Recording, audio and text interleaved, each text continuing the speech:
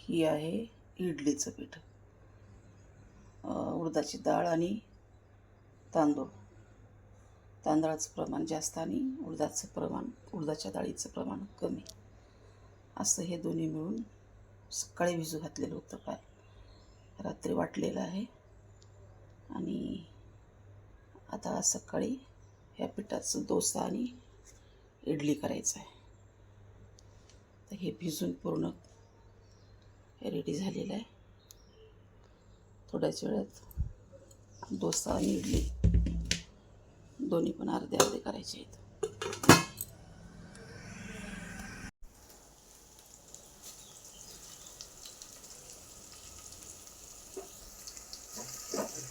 इडली आणि डोश्याच्या बरोबर खाण्यासाठी सांबार बनवलं जातं आहे. त्याच्यामध्ये वेगवेगळ्या भाज्या टाकायच्या. वरण भरतून ठेवलेलं आहे आणि हे सगळं वरणामध्ये टाकून त्याचं ते सांबार बनलं जातं. आणि हे बटाटे म्हणजे मोकळ्या भाजीसाठी शिजवून ठेवलेले आहेत. ह्याची मोकळी भाजी बनवायची आणि त्याच्यानंतर मग इडली आणि डोसा बनवायचा.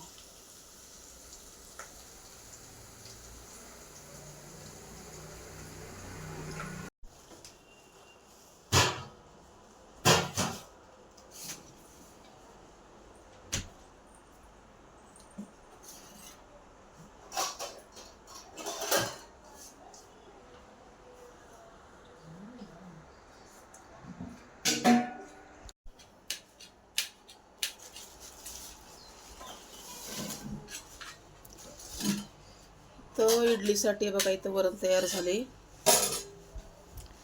आता इडली करायला चालू आहे. मला वाटतं 2 भांडे झाले वाटतं. हे तिसरं आहे. आणि हे बटाट्याची भाजी पण करायला चालू आहे. त्याचं मटेरियल करायला चालू आहे. आणि इथं हे अर्धं ठेवलेलं आहे डोसे करण्यासाठी. याचे डोसे बनवायचे. लेकरांना इडलीपेक्षा डोसे जास्त आवडतात.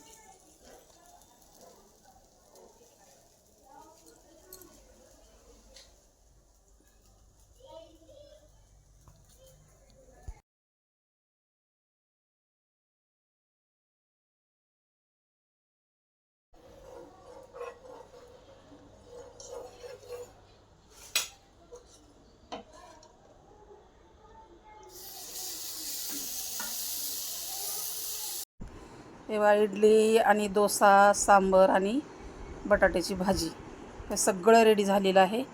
आणि आता जेवण्यासाठी ताट वाढून आणलेलं आहे.